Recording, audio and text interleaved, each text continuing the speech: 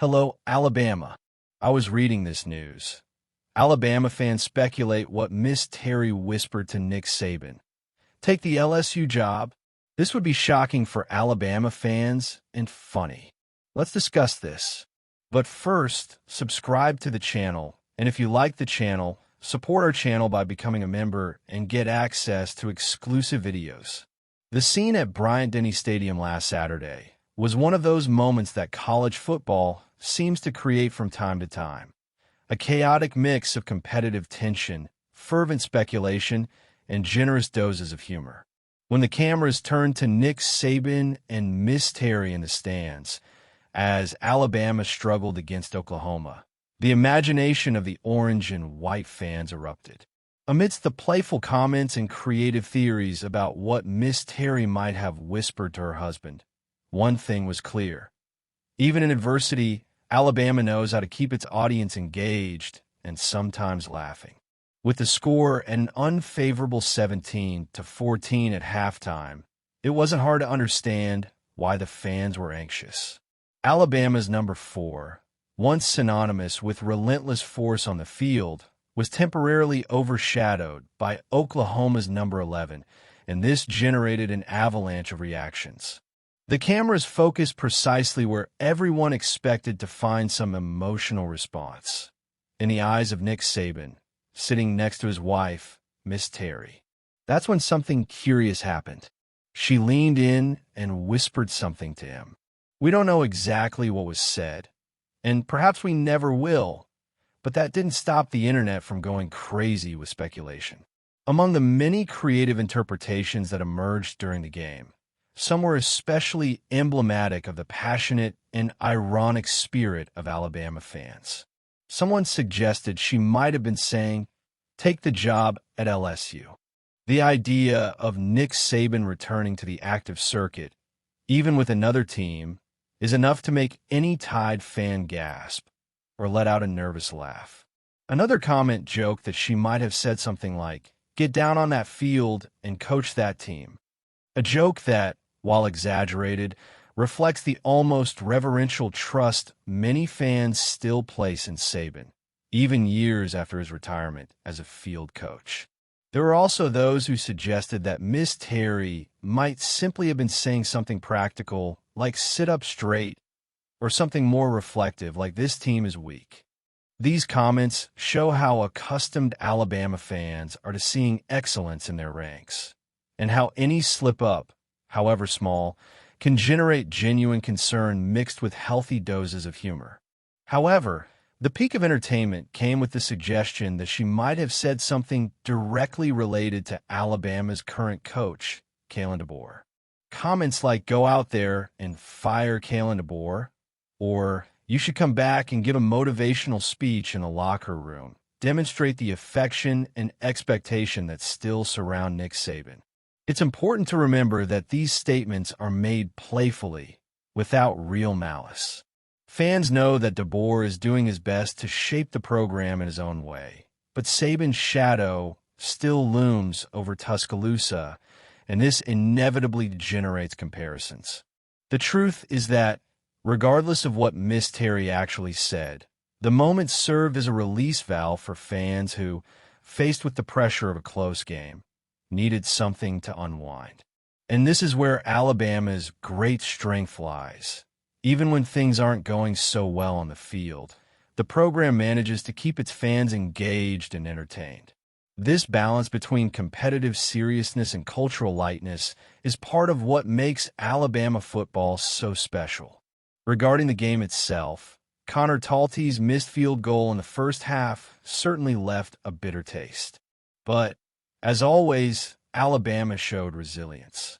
Even when behind on the scoreboard, there was a palpable sense that this team still had much to offer.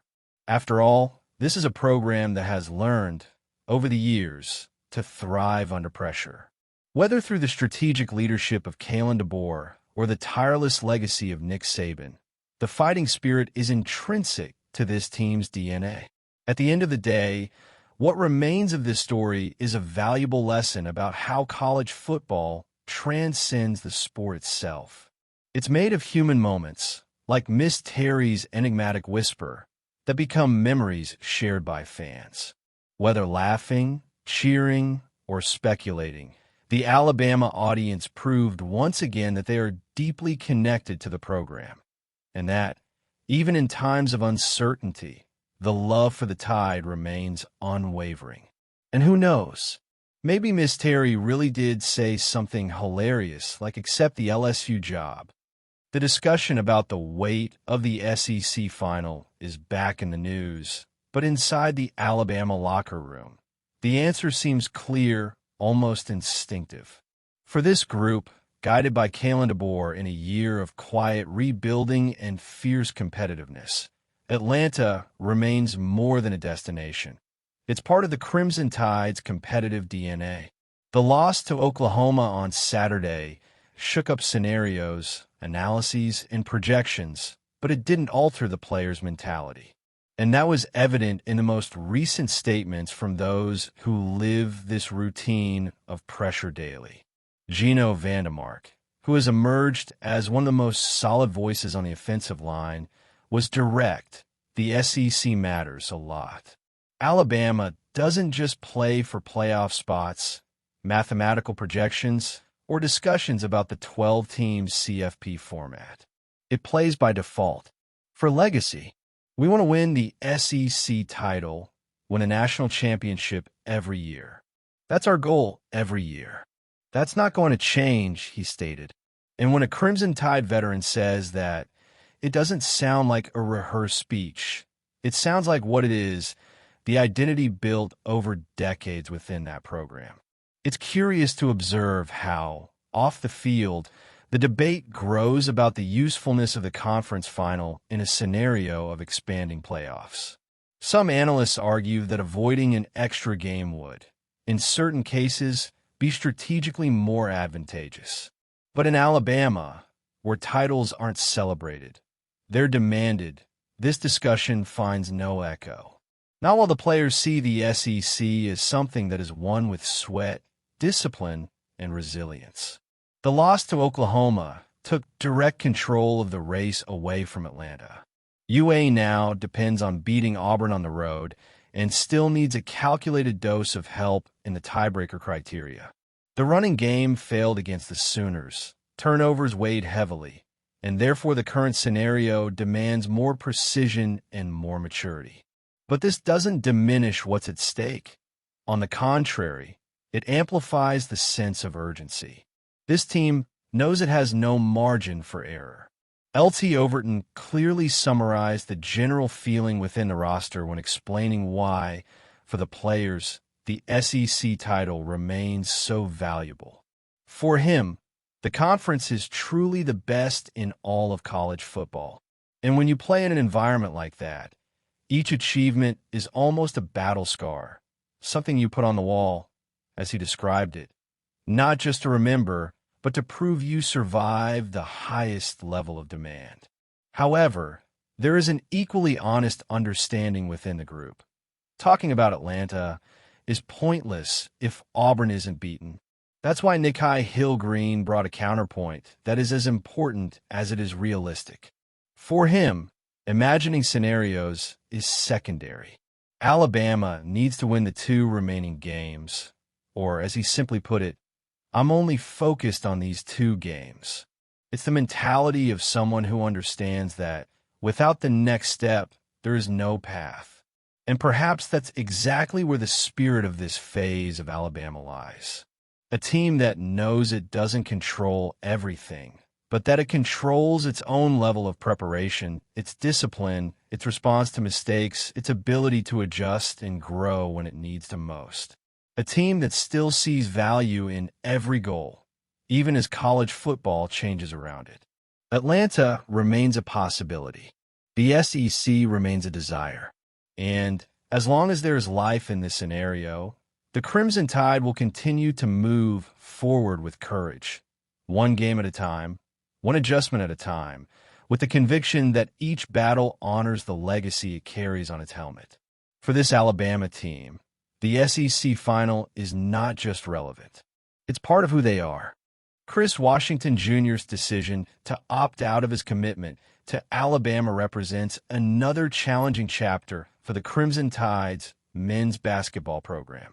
The news comes at a crucial time as the team attempts to build a solid foundation for the future and maintain its competitive standing on a national stage. While recruitment changes are common in college basketball, the departure of a player with Washington's potential and pedigree is a significant blow, especially considering he was seen as a key piece for the class of 2026. Chris Washington Jr., a four-star power forward, was widely recognized for his versatile skills and ability to impact the game both defensively and in transition offense. His ranking as the 41st best overall player in the class of 2026 by the 247 Sports composite reflects his talent, while his position as Tennessee's top player adds prestige to Alabama's recruiting profile. Washington possessed all the physical and technical characteristics to become a valuable asset in Nate Oates' system, known for prioritizing athletic and adaptable players. However, Washington's decision to opt out of his commitment raises important questions about the current state of the program. While the exact reasons for his withdrawal haven't been disclosed, the choice may be related to factors such as adjustments to the team's tactical plan, concerns about individual development, or even external influences, such as the growing role of AAU coaches and consultants in the recruitment process. Regardless of the reason, the episode serves as a reminder that recruitment in college basketball is as strategic as it is unpredictable. Alabama now finds itself in a delicate situation, with only Terrace Bowie confirmed in the class of 2026. Bowie, also a four-star prospect, is a 6'4" forward who brings speed, agility, and a solid skill set to the perimeter. Ranked as the 54th best overall player in his class, he represents a promising addition, but the lack of depth in recruitment is evident. For a team looking to consistently compete against the best programs in the country, having only one committed player so far is a significant concern. Furthermore, the recent context of the first team's performances adds pressure to the recruiting department. After convincing wins against North Dakota and St. John's, the loss to Purdue exposed worrying weaknesses, especially in rebounding and team play. These issues may have indirectly influenced Washington's decision, as elite players often assess the competitive environment and prospects for success before committing to a program. If Alabama wants to attract other high-level talent, it will need to demonstrate consistent progress both on and off the court. For Nate Oates and his recruiting team, the next step will be crucial. They need to intensify their efforts to attract new standout prospects, ensuring that the 2026 class remains competitive. This includes strengthening relationships with players, high school coaches, and consultants, as well as presenting a clear plan for athlete development and success. In modern college basketball, where the transfer portal and the NIL play increasingly important roles, Alabama needs to adapt quickly to changes in the sporting landscape. On the other hand, it's important to remember that recruitment is only one piece of the puzzle. Internal player development and building a winning culture remain fundamental to long-term success. Even with the loss of Chris Washington Jr., Alabama still has sufficient resources and reputation to attract top-level talent. The key will be transforming these resources into tangible results, both in recruitment and on the court. Meanwhile, Crimson Tide fans eagerly await news about future reinforcements. For a program accustomed to competing at the top of the SEC and ranking among the best in the country, the current situation serves as a warning and an opportunity. Rebuilding an effective recruiting class could be the first step in ensuring Alabama resumes its upward trajectory. Share your opinion.